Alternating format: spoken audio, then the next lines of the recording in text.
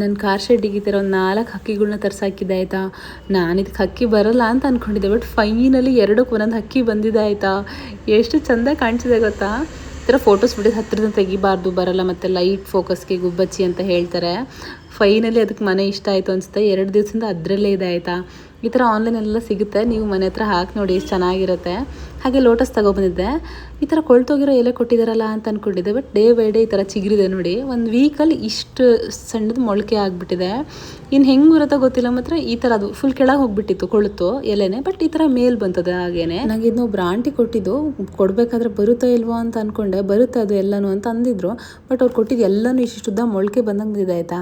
But ಮೀಶೋದಲ್ಲಿ seeds ಕೊಡ್ತಾರೆ, ನಾನು ತರಿಸಿದ್ದೆ, ಬಟ್ ಅದು ಯಾವುದೇ ಕಾರಣಕ್ಕೂ ಬರಲ್ಲ. ಸುಮ್ಮನೆ ತರ್ಸಕ್ಕೆ ಹೋಗಬೇಡಿ, ಇದೆಲ್ಲೇ ಕೊಳ್ತೆ ಹೋಗ್ಬಿಡ್ತದು. ನಾನು ಈ ಥರ ಪರ್ಪಲ್ ಕಲರ್ ಲೋಟಸ್ ಕೊಟ್ಟಿದ್ದವ್ರು ನನಗೆ. ನಿಮ್ಮಲ್ಲಿ ಯಾವ್ದಾದ್ರು ಬೇರೆ ಕಲರ್ ಇದ್ದರೆ ನಂಗೆ ಕಮೆಂಟಲ್ಲಿ ಹೇಳಿ ಪ್ಲೀಸ್, ನನಗೂ ಕೊಡಿ ಆಯಿತಾ.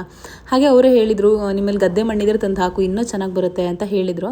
ಅದಕ್ಕೆ ಒಂದು ಸ್ವಲ್ಪ ಗದ್ದೆ ಮಣ್ಣೆಲ್ಲ ತಂದು ಹಾಕ್ತಿದ್ದೆ. ಹೆಂಗೆ ಬರುತ್ತೆ ನೋಡೋಣ, ನೆಕ್ಸ್ಟ್ ಯಾವ್ದಾದ್ರು ವೀಡಿಯೋದಲ್ಲಿ ತೋರಿಸ್ತೀನಿ ನಾನು ಹೆಂಗೆ ಬಂದಿದೆ ಅಂತ ಹೇಳಿಬಿಟ್ಟು. ಟೋಟಲಾಗಿ ಇದು ಹಿಂಗೆ ಕಾಣಿಸ್ತಿದೆ ನಮ್ಮನೇಲಿ. ಈ ಥರ ಒಂದು ಹೊಂಡ ಥರ ಏನೋ ಮಾಡಿದ್ದೆ, ಈ ಥರ ಚೆನ್ನಾಗಿ ಬಂದಿದೆ ಇದು.